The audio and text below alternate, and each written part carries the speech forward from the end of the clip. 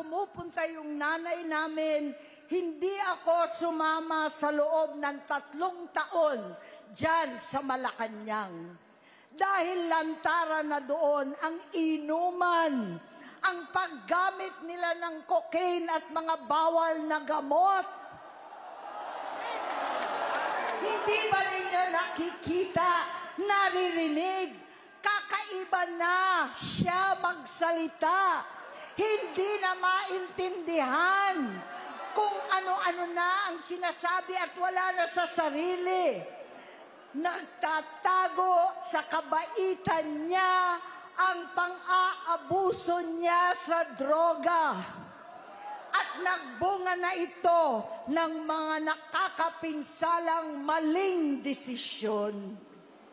Hinayaan niyang kumilos ang mga nakapalibot sa kanya.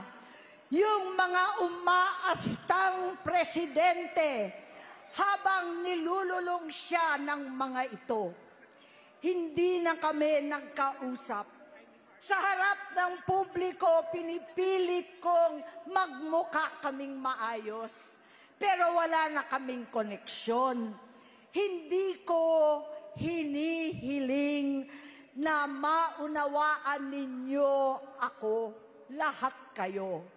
Sa palagay ko, ang makakaunawa lamang sa akin ay ang mga pamilyang may pinagdaanan sa adiksyon, sa inom, sa sugal, sa alak, sa bisyo, higit sa lahat, sa droga.